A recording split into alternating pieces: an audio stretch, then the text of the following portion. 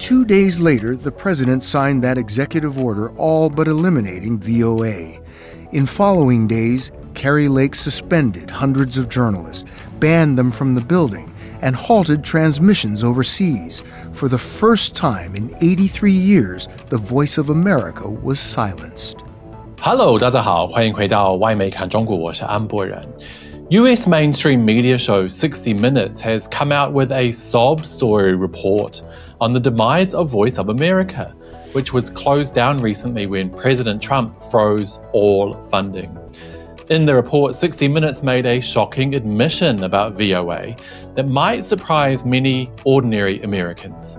The show, which was America-funded and America-made, is literally considered propaganda by Washington, D.C., and is therefore banned from being broadcast within the United States.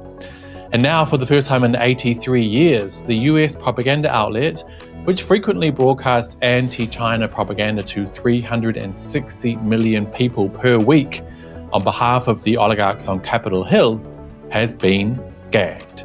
Today, we'll go beyond the propaganda. This is Reports on China. I'm Andy Boreham here in Shanghai. Let's get reporting.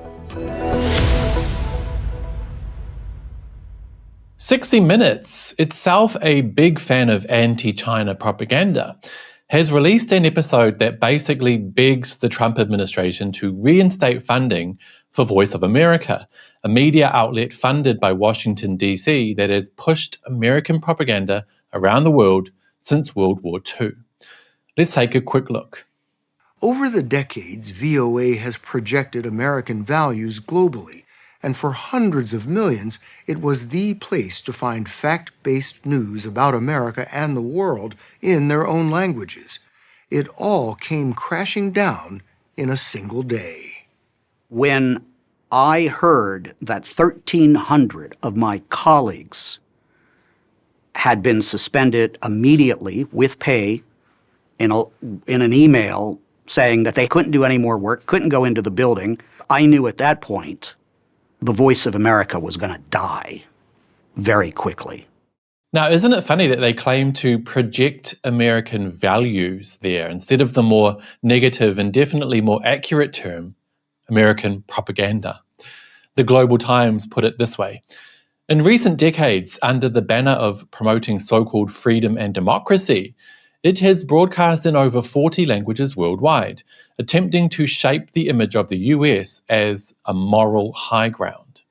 They go on to say that Voice of America is known for stirring up conflicts, inciting social divisions, and even participating in regime change efforts, and added that its primary function is to serve Washington's need to attack other countries based on ideological demands. The article continues. When it comes to China-related reporting, VOA has an appalling track record, from smearing human rights in China's Xinjiang to hyping up disputes in the South China Sea, from supporting Taiwan independence forces to backing Hong Kong rioters, from fabricating the so-called China virus narrative to promoting the claim of China's overcapacity. Almost every malicious falsehood about China has VOA's fingerprints all over it.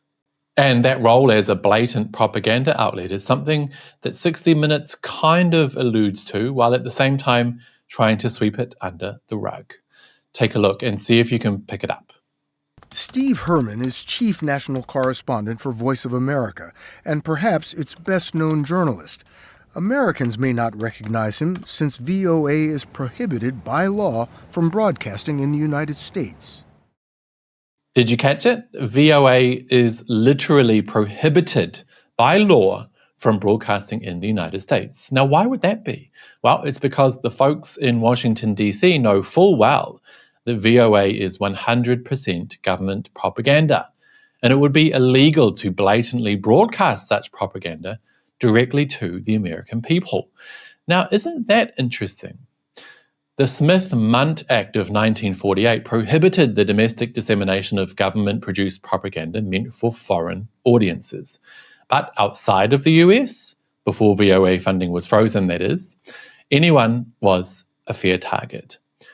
Check out this VOA employee talking extremely proudly about the amount of people targeted by US government-funded propaganda around the world.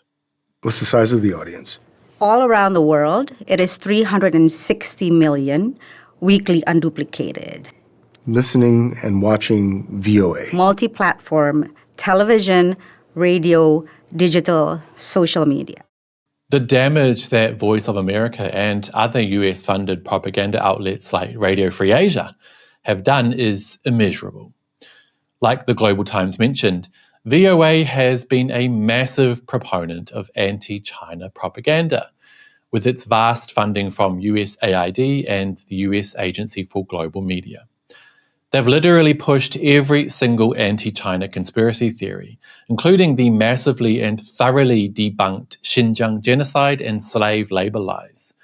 And they even recently suggested that China's new AI superstar, DeepSeek, was being used for surveillance and information attacks on the US.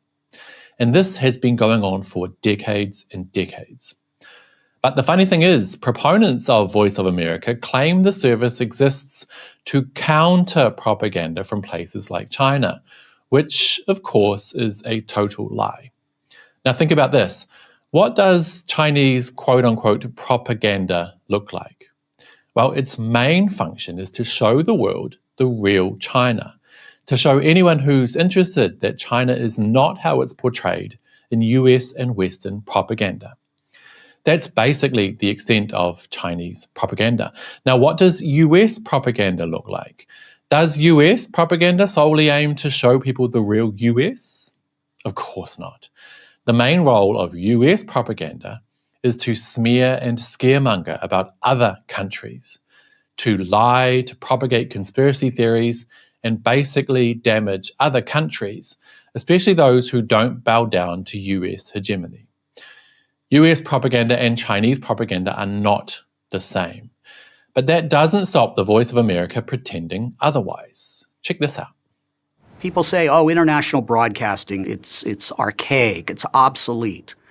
Why are the Chinese spending so much money and broadcasting in dozens of languages over radio and setting up all these TV services? Are they wasting their money? I don't think so.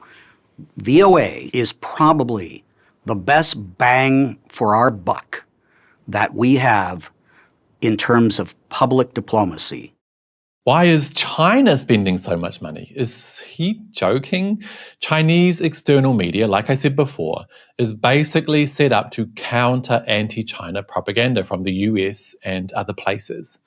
China is literally on the back foot, doing the best it can, which is usually nowhere near enough, to correct and counterbalance all of the lies and disinformation spread by outlets like Voice of America.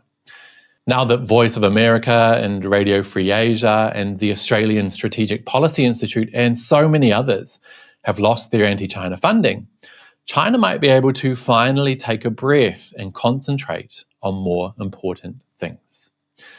Now check out this South Korean immigrant Republican from California when asked about China and Russia celebrating the demise of VOA, exactly because they now don't have to be the targets of US propaganda, at least for a while. Since President Trump's executive order, media in China and Russia have been celebrating. Oh, yeah. I'm not surprised. Does that concern you? That concerns me because we're losing that information war. So we pull back. Who fills the void? China, Ayatollahs, Kim Jong-un's, dictators. And we're not there to counter that disinformation. When we are in an information war and we stop broadcasting into those repressive governments and into repressive societies, they're not going to hear the truth. Why are we ceding our soft power that helps us to stay as a free world leader? We're just playing right into Xi Jinping's hands. Now, of course, the US government cannot be completely trusted.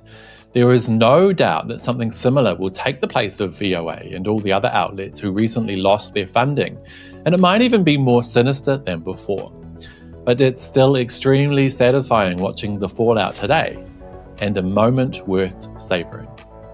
And on that note, that will be it for today, you guys. But as always, I would love to hear your thoughts. Do you agree that VOA existed solely as a propaganda outlet? And do you think Washington, D.C. will come up with something much more dangerous to replace it? Let me know down below, and don't forget to hit like and subscribe if you haven't already. It really does help the channel. I'll see you all next time. Bye-bye.